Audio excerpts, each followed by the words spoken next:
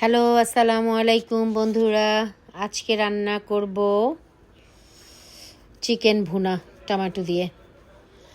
তো আমি তেলের মধ্যে পেঁয়াজ দিয়ে দিলাম, পেঁয়াজের পরে তেজপাতা, আদা রসুন পরিমাণ মতো, এখন দিয়ে দিলাম পাপরিকা, এক সাইডে মরিচের গুঁড়া, আর একটু দিব এখন হলুদের গুঁড়া, ধনিয়া জিরা পাউডার দিয়ে দিলাম। আপনারা যতটুকু খান সেই হিসাব করে দিবেন, স্বাদ অনুযায়ী লবণ। ঠিক আছে, তো মশলাটা ভুনে নিব এখন। সুন্দর করে মশলাটা ভুনা হয়ে গেলে দিব টমেটো। দেখেন মশলাটা ততক্ষণ ভুনবেন যতক্ষণ কালার না আসে। এখন আমি টমেটো পেস্ট করে দিয়ে দিলাম, টমেটো ব্লেন্ডার করে পেস্ট করে দিয়ে দিলাম। এখন মশলার সাথে টমেটো পেস্টটা ভুনা করে নিব সুন্দর করে। দেখেন কত সুন্দর একটা কালার আসছে। এখন দিয়ে দিলাম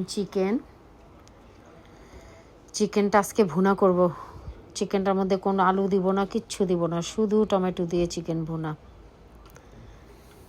চিকেন ভুনা আজকে শুধু টমেটো দিয়ে, কোনো আলু হবে না, কোনো ঝোল হবে না। দেখেন আমি তেমন কোনো ঝোল দেই নেই, যে টমেটো পেস্টটা দিলাম সেই টমেটো পেস্টের থেকেই সুন্দর রান্না হয়ে যাবে। এখন দিয়ে দিলাম আমি গরম মশলা পাউডার, সব কিছু গরম মশলা পাউডার করা ছিল। দেখেন অনেক পানি উঠে গেছে, আমি কিন্তু এক ফোঁটাও পানি তেমন দেইনি। টমেটোর পেস্টের থেকেই যেই পানিটা উঠেছে সেই পানিটার মধ্যেই রান্নাটা হয়ে যাচ্ছে। আর আপনি ধিম আঁচে একটু রেখে দিলাম যাতে পানিটা উঠে। হ্যাঁ, তো দিয়ে দিলাম কয়েকটা মরিচ। এই মরিচগুলির ঝালে যতটুকু ঝাল হয়। দেখেন তরকারি কালারটা কত সুন্দর হয়ে গেছে, মাশাআল্লাহ। দিয়ে দিচ্ছি জিরার পাউডার। আমি আবার একটু জিরা ভেজে পাউডার করে নিই, কারণ জিরা ভাজার পাউডারটা দিলে আমার কাছে খুবই ভালো লাগে, আলাদা একটা ফ্লেভার আসে।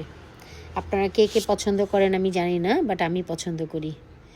আমার রান্না আপনাদের ভালো লাগলে অবশ্যই সাবস্ক্রাইব করবেন, লাইক দিবেন, শেয়ার করবেন, কমেন্ট করবেন। আল্লাহ হাফেজ, থ্যাংক ইউ।